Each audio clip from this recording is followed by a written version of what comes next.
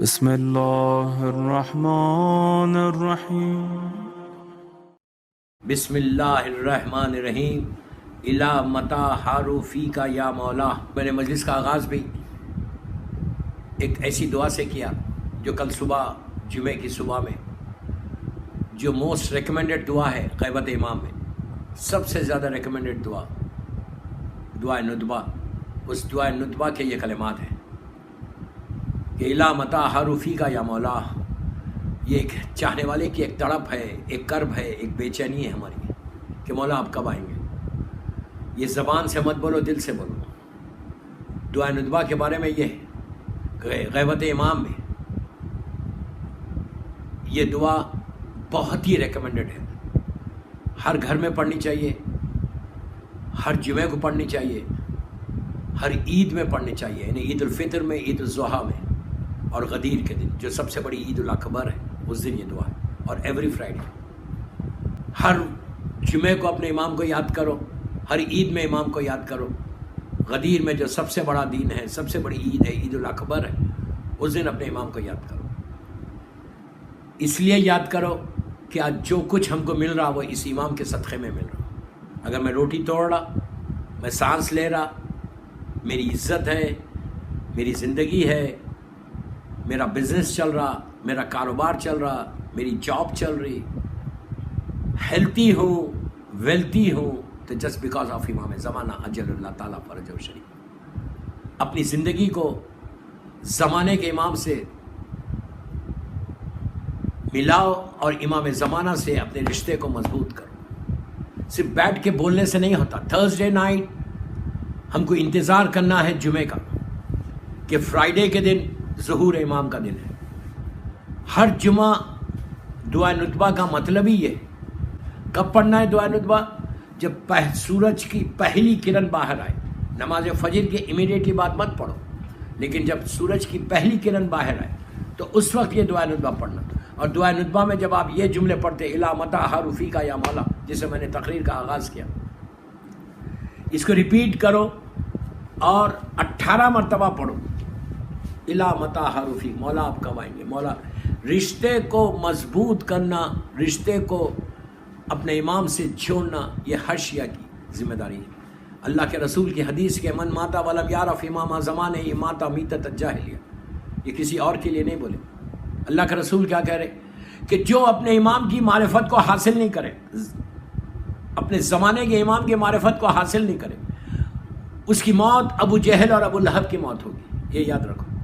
معرفت، ہر کی معرفت الگ الگ ہے۔ ایک عالم دین کے پاس معرفت الگ ہے، ایک نارمل انسان کے پاس معرفت الگ ہے، جاہل کے پاس معرفت الگ ہے۔ ہر شیعہ کے پاس معرفت کیسے حاصل ہوتی؟ ذکر امام کرو۔ جتنا تم ذکر امام کرو گے اتنی تمہارے پاس تمہارا معرفت بڑھتی جائے گی، اتنا تمہارا ریلیشن شپ اپنے امام سے زیادہ ہوتا جائے گا۔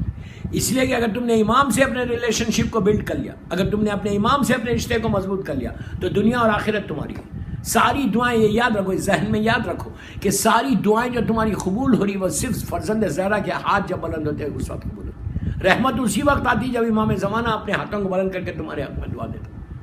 اس لیے کہ جو نعمت اللہ زمین پہ بھیج رہا وہ امام زمانہ کے صدقے میں بھیج رہا۔ جو نعمت ہمارے پاس آ رہی، یہ مت سمجھے کہ تمہاری اسمارٹنیس سے تم حاصل کر رہے، نہیں، اسمارٹنیس سے حاصل نہیں کر رہے۔ تمہاری اسمارٹنیس ایک طرف ہے، امام زمانہ کا کرم ایک طرف ہے۔ اس لیے کہ جتنا تم حاصل کرو گے، جتنا امام سے ملو گے، آج ہم کتنا امام سے ہم امام اپنے رشتے کو مضبوط کرتے ہیں، کتنا ہم امام کے لیے کام کرتے ہیں۔ غیبت امام میں ہماری ذمہ داری کیا ہے؟ شیعہ کی ذمہ داری کہا گیا کہ روز ذکر امام کرو، تصور امام زمانہ تمہارے پاس رہنا۔ شیعہ کے لیے کہا گیا کہ تمہارے لبوں پہ مسکرا، پلیز غور سے سننا، میں تیز اس لیے پڑھ رہا کہ صرف 40-45 منٹ مجھے پڑھنا ہے۔ یہ لبوں پہ مسکراہٹ آ سکتی ہے، پھر بول رہا تمہارے لبوں پہ مسکراہٹ آ سکتی ہے، لیکن دل ہمیشہ غمگین رہنا۔ کیوں غمگین رہنا؟ کہ میرا امام موجود ہے، میرا سید و سردار موجود ہے، میرا باپ، روحانی باپ موجود ہے، اور میں اپنے باپ کی زیارت نہیں کر سکتا۔ کتنے ہم بد نصیب ہیں کہ ہمارے باپ، ہمارا چاہنے والا باپ، ماں باپ سے زیادہ چاہنے والا فرزند زہرا ہے، لیکن ہم اپنے امام کی زیارت نہیں کر سکتے۔ لیکن یہ میں بول رہا کہ زیارت نہیں کر سکتے، یہ ہماری کوتاہی ہے، یہ ہمارے گناہوں کی وجہ سے ہم اپنے امام کی زیارت نہیں کر سکتے. ایسا نہیں ہے کہ امام تم کو نہیں دیکھ رہا, ایسا نہیں ہے کہ امام تمہارے پاس نہیں آ رہا, ایسا نہیں ہے کہ امام تمہاری مدد نہیں کرنا چاہتا. 24 گھنٹے امام کی نگاہ ہمارے اوپر ہے, یہ یاد رکھو. اگر زمانے کا امام کی نظر, پلیز میرے جملے غور سے سننا, اگر زمانے کے امام کی نظر کرم ہمارے اوپر نہیں رہے تو دنیا ہم کیسا ریس کر دے, دنیا سے ہم کو ختم کر دے. ہم بچے ہوئے ہیں صرف اور صرف جو ہمارا پروٹیکشن سیف ہے وہ جسٹ بیکاز آف امام زمانہ. اگر امام ہم کو پروٹیکٹ نہیں کرے تو آپ سمجھ لیں آپ دنیا میں رہ سکتے, وہ بھی آج کے دور میں.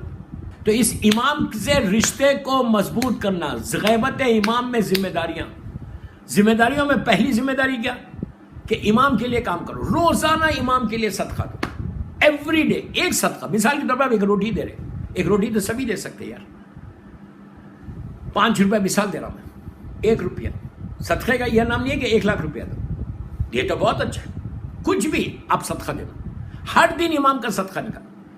کسی غریب کو آپ, مثال دے رہا میں, کسی غریب کو آپ ایک روٹی دے رہے تو دل میں نیت کرو کہ یہ میں زمانے کے امام کی جان کا صدقہ, اس لیے کہ ہمارا یہ امام زندہ ہے, یہ بی بی زہرا کا فرزند زندہ ہے, خون زہرا کا بدلہ لینے, خون محسن کا بدلہ لینے, آج کربلا والوں کا بدلہ لینے, شہزادے محسن کے خون کا بدلہ لینے امام موجود ہے. اس لیے ہم کہتے ہیں, کہاں کیا کہتے ہیں, یا سار اللہ وابن سارے. یہ جملہ ہے زیارت عاشورہ میں بھی ہے, زیارت وارثہ میں بھی.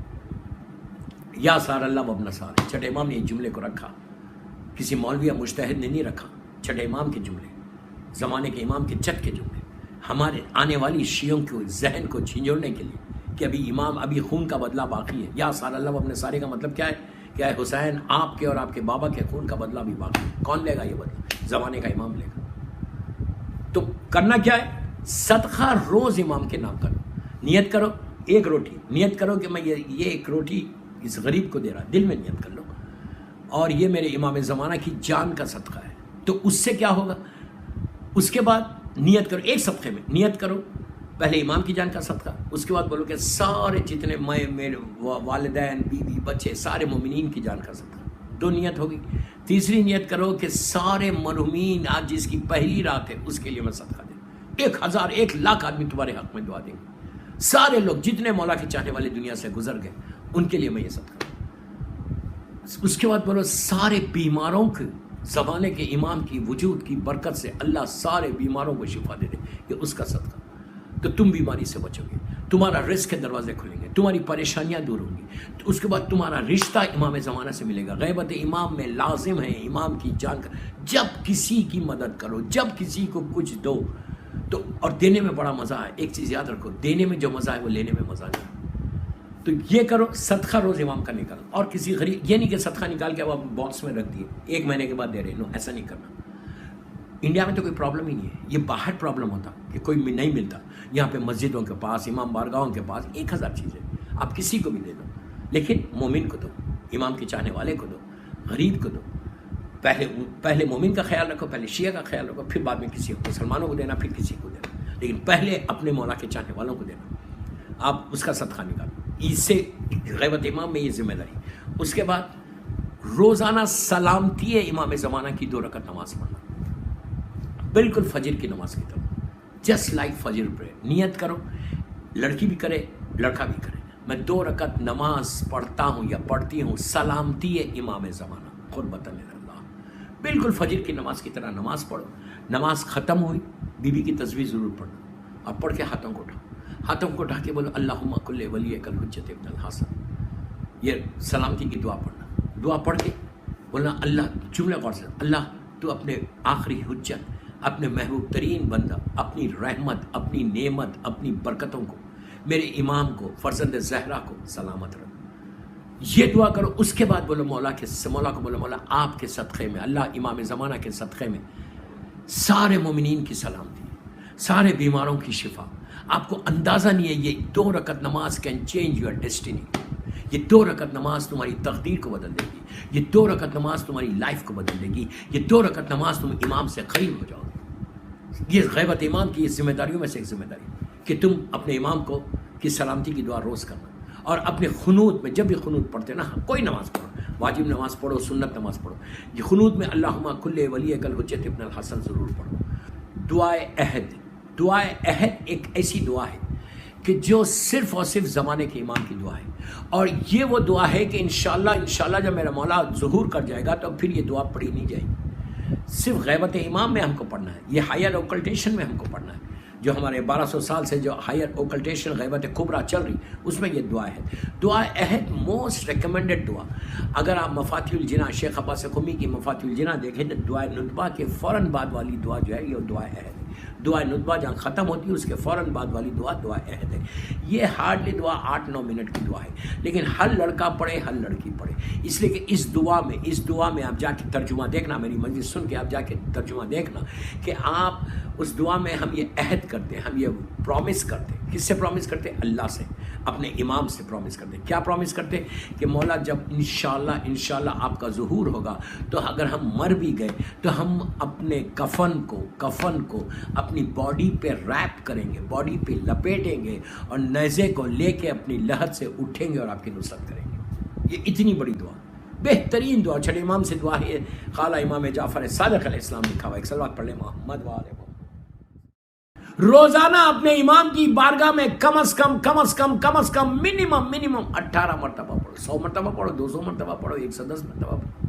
میں تو آپ کو منیمم بتا رہا ہوں. یہ پڑھو. کیا پڑھو؟ بسم اللہ الرحمن الرحیم. اللہم صلی علی محمد و آل محمد وعجل فرجہم. اللہم صلی علی محمد و آل محمد وعجل فرجہم. اب پڑھ کے امام کی بارگاہ میں ہدیہ کر دو کہ مولا اللہ آپ کو سلامت رکھے, تم بیماریوں سے بچ جاؤ گے.